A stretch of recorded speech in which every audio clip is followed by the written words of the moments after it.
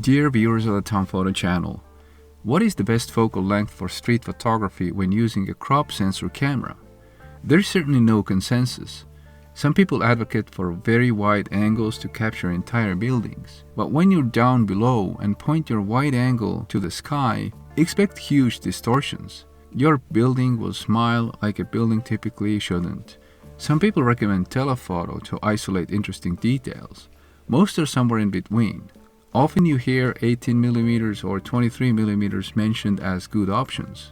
Today I'm testing my Fujifilm XF 27mm to that effect. Note that I'm using this 27mm lens with a crop sensor camera. 27mm would have a very different meaning on a full-frame camera. I recently put myself in a situation where I needed to use only this lens for several days for street photography because I purposely left all other lenses at home. Be creative or don't shoot at all was the name of my exercise. I've tested this lens many times before as well. Now let me tell you what I've noticed. The Fuji 27mm pancake lens's tiny size alone adds a lot of points to it as a great option for street photography. Combined with my small Fuji X-E2, you'd expect the lens to work very well. The tiny package should hardly bother other people in the city. It's unnoticeable, and that alone is a huge bonus. The Fuji 27mm offers no real bokeh, but that is too much to ask from it anyway. Be happy that it is sharp throughout the frame and is sharp when wide open, as I highlight in my review of this lens. The review is linked for you down below. This is a pretty amazing lens. Of course, 27mm means that you can pose by feet a lot. If you want an entire large building in the photo, you need to start walking back in the direction of the airport. If you need people's faces, you really need to walk up to them. But the middle ground is where it shines so well. Being the so-called reporter's focal length, it works when you want to show what people are doing in the city, not so much who's doing it or where exactly they're doing it. I've mentioned before that the 35mm focal length is often my favorite with crop sensor cameras, and I tend to prefer telephoto options to wide angles in many scenarios, including the streets. However, in the city, I felt that the 27mm helped me to take a nice middle-length step from 35mm in the direction of 18mm, and I like that. I'm not very comfortable with an 18mm lens in the city. I don't particularly enjoy disturbing people in the streets. You see, with an 18mm lens, you really need to get close to people. But I have to understand that they're going about their lives rather than modeling for my camera. So the 27mm gives me a bit more confidence than wider angles would. My Fuji XF 23mm f1.4R is certainly competing with the XF 27, but I find that the 27 has an edge in my hands. Well, first of all, it is much smaller, but more importantly, it is more universal for me. The 23mm forces me to capture entire buildings too much and forget about the details.